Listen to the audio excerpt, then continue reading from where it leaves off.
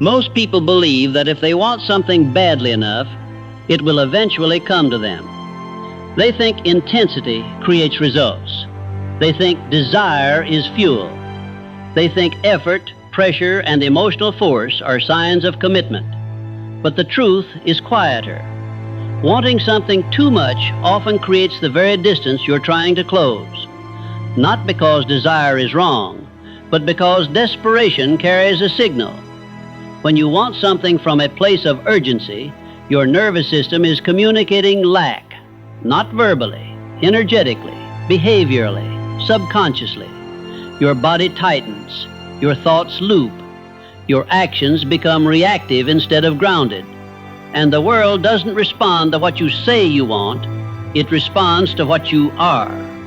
There is a difference between clear intention and emotional gripping. Clear intention is calm.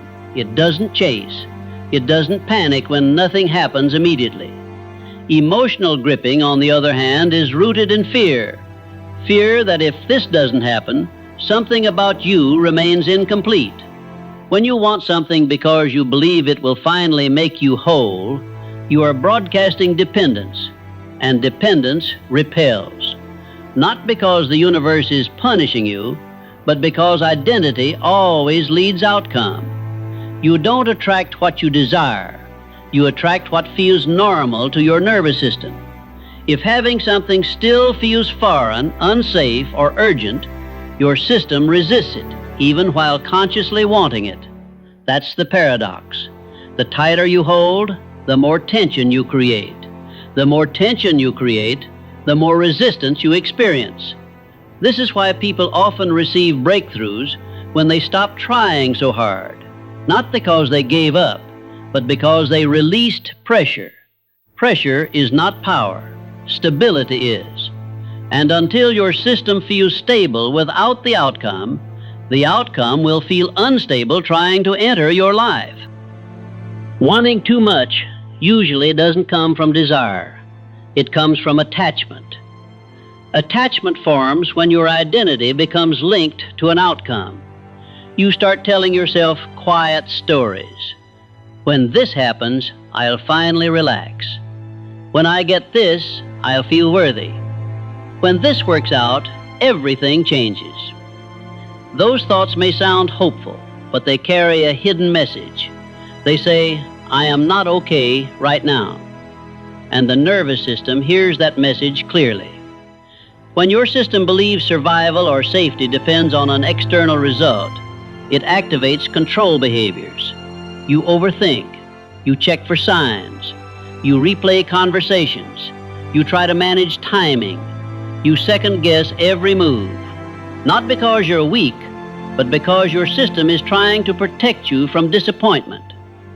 But control is not alignment. Control comes from fear.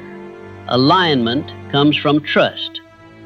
When you want something too much, your actions suddenly shift. You rush decisions. You tolerate less uncertainty. You force outcomes instead of allowing them to mature. And this creates friction. Think about how people respond to pressure in everyday life. If someone desperately needs approval, you feel it. If someone is trying too hard to be liked, it creates discomfort. If someone is chasing validation, it pushes others away. The same principle applies internally. Your goals respond to the energy behind them. When the energy says, I need this to be okay, the system constricts. When the energy says, I am grounded whether this happens now or later, the system opens. The irony is this. The moment you stop needing something to validate you, you become the version of yourself that can actually receive it. Detachment doesn't mean indifference. It means self-trust. It means your identity is no longer on trial. And when identity stabilizes, outcomes stop feeling heavy and start moving. There's a reason things often arrive when you're no longer obsessing over them. It's not coincidence, it's regulation. When your nervous system relaxes, your perception sharpens. You notice opportunities instead of chasing fantasies. You respond instead of react. You move with clarity instead of urgency. Urgency narrows your vision. Calm expands it. Wanting too much keeps your attention locked on what's missing. And whatever you focus on as missing, your mind reinforces as unavailable. This doesn't mean you stop caring. It means you stop straining. Strain signals misalignment. You don't need more emotional force. You need congruence. Congruence is when your thoughts, emotions, and actions all say the same thing. I'm safe. I'm capable. I trust myself. From that state, effort becomes clean. Decisions become simple. Progress feels natural instead of forced. This is why people often describe success as feeling unexpectedly easy once it arrives. It wasn't easy before because their identity was fighting itself. They wanted the result, but didn't yet believe they could hold it without losing stability. Your system will not allow in what it believes will destabilize you. So the work is not to want harder. The work is to become steady.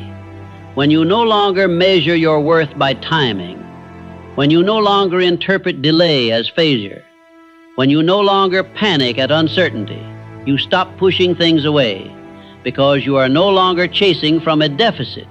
You're moving from wholeness. Here's the shift that changes everything. Stop asking, how do I get this? Start asking, who am I being while I wait? Waiting reveals identity. Are you anxious? Are you tense? Are you checking constantly? Are you doubting yourself? Or are you grounded, present, and engaged with your life regardless? The version of you that can receive what you want is not frantic. It's rooted. It doesn't abandon itself in anticipation of something external. This is why patience is not passive. It's powerful. Patience says, I trust timing because I trust myself. When you trust yourself, you stop negotiating your worth with outcomes. You stop rushing processes meant to refine you. You stop forcing doors that require alignment, not pressure. And something subtle happens. You begin acting from confidence instead of compensation. You speak differently. You choose differently. You show up without needing proof. This is where momentum comes from, not from obsession, from embodiment. When you become the person who doesn't need the result to feel secure, the result finally feels safe enough to arrive. If you feel like you've been wanting something for a long time and it hasn't happened yet, this is not a failure. It's information. It's showing you where attachment still lives, where fear still speaks, where identity still believes something outside of you holds the answer. The moment you release that belief, everything shifts. You don't stop desiring, you stop gripping. You don't stop moving, you stop forcing. You don't lower standards, you raise stability. And stability is magnetic. Because what is calm doesn't chase. What is whole doesn't beg. What is aligned doesn't rush. It simply moves, and things meet it naturally. When you want something without needing it to complete you, it no longer has resistance to overcome. It can finally come, not because you push harder, but because you stop pushing it away.